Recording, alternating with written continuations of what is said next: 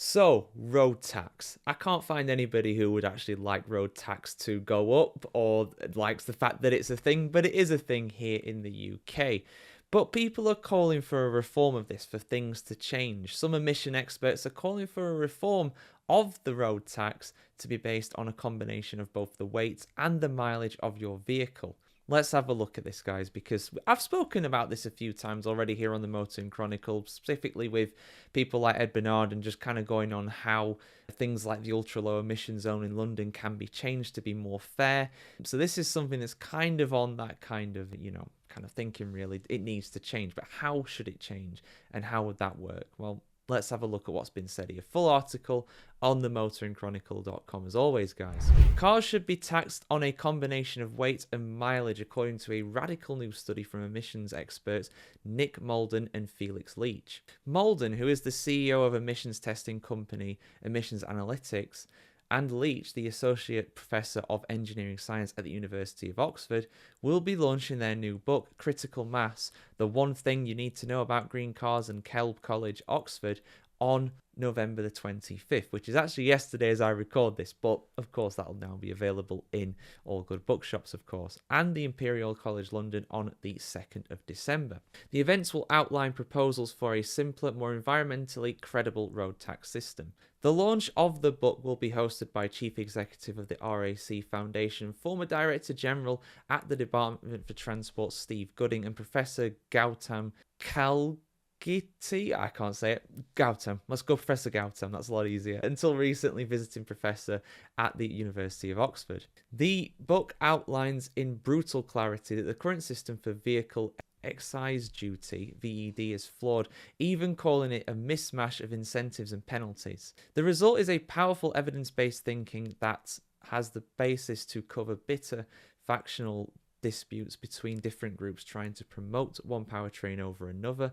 Former Secretary of State for the Environment and Deputy Prime Minister Michael Heseltine said, "I welcome this contribution to the most important challenge of our time. It is a timely release to say the least, because next year the so-called road tax will undergo a major overhaul and it will include electric vehicles that are currently exempt from VED. And that includes things like the congestion charge as well in London. EVs will no longer be exempt from that, which is, that's a big change, to say the least. Starting on the 1st of April 2025, EVs will lose their VED exemption, however.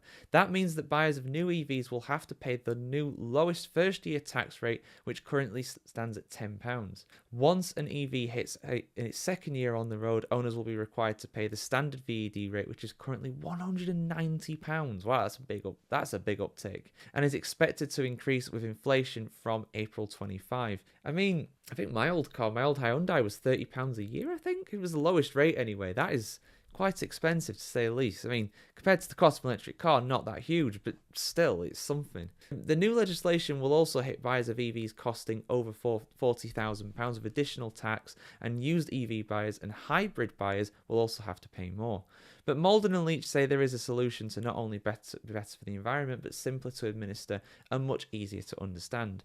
Malden explained that taxing a car on a combination of its weight and mileage offers a simple, potentially universal approach to pricing and the environmental impact of cars, while at the same time overcoming the objections to the current mismatch of incentives and penalties. In our book, we offer intuitive proof of why mass and distance are fundamental to designing a system that incentivizes purchase of ever greener cars, and this is contrasted with a flawed basis for judging environmental impacts, such as measures of vehicle efficiency, including energy and fuel efficiency, as well as elements incorporated into the system, such as fuel type and laboratory carbon dioxide emissions. The two experts outline ways in which the system can be adopted and shows the types of cars likely to be taxed lightly and those will be more expensive to keep an eye on the road. Broadly, smaller cars will be cheaper to tax. Under Malden and Leach's proposal system, take an example from the UK, an average car is 150 kilograms lighter and does 1,000 fewer miles. The owner would pay £100 less per year. Specific tax rates are proposed and compared to existing taxes to illustrate winners and losers, winners being small city cars and losers including high mileage heavy cars and SUVs, explained Leach. The concept proposed is a reliable revenue raiser at a time when widespread fiscal pressure and declining vehicle taxation it could also be adopted rapidly and transitioning to it is easy. The idea of taxing a car on the basis of its weight and miles travelled also translates easily for car buying to the public that also has to negotiate confusing rates of inconsistencies, while car makers have increased the size and weight of their models with impunity. That's also a thing, yeah. Cars are bigger than ever now. And it would take something like this to actually make manufacturers maybe think twice about it. But then again, maybe people don't think so much about that when they actually buy the cars. I do hear that in countries, I think like the Netherlands, they have taxes for bigger cars. They already have something like this. So again, if you're a Dutch listener or a Dutch viewer, let me know about that, because I did hear that from a commenter a while ago, but they didn't go too in depth about how that kind of works. I imagine it would work in a similar way to this. Malden added that deploying a single measure of a car's environmental credentials to guide purchases and government policy is the way forward, and the measure that takes account of approximately 3/4 of the environmental impacts of a car is the car's weight, and that metric correlates well with the environmental damage. Malden added that most people want to do the right thing environmentally when they are buying a car, but the information and choices are now too complex for any normal consumer to fully understand. The question was whether there is a simple, practical way to point the car buyer in the right environmental direction and governments to tax or subsidise the right things to do. And there is, and that is what they're proposing there. So yeah, I mean that is a good point. That is a good point. So basically, how the road tax works at the moment, it's all done on your emissions and the stated emissions of your vehicle. I don't think, and I could be wrong with this because I've not actually owned a car that's for a very long time. I've only ever had cars for like 1-2 years so far, to be fair. But I don't think those values really change the actual emissions of the car. So what I mean by that is that obviously in year one, your car will be, do an average of 40 miles to the gallon, just for argument's sake.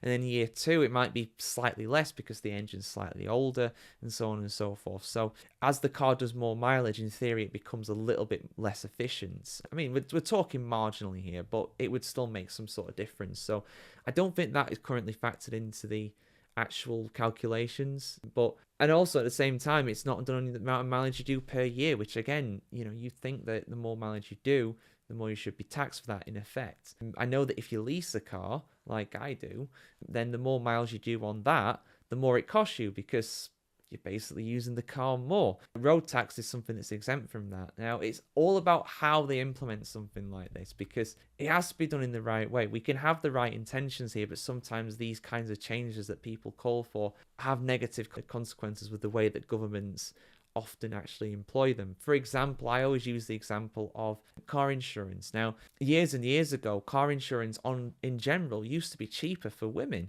than what it was for men, because statistically, men are more likely to be in accidents, and you can understand the thinking behind that. However, some people were like, no, we want equality. This isn't right. We want to have the same kind of insurance for both men and women. We want an equal system here. So the government said, yeah, sure, no problem.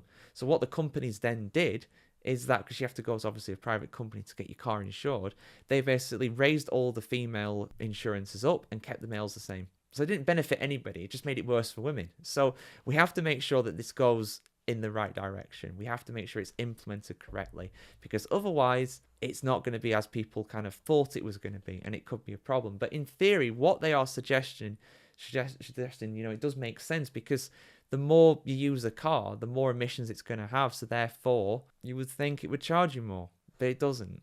I don't think it does. I think it's literally just done on the car, and it's like, yeah, you can use it for as much as you want, which I understand why people like that.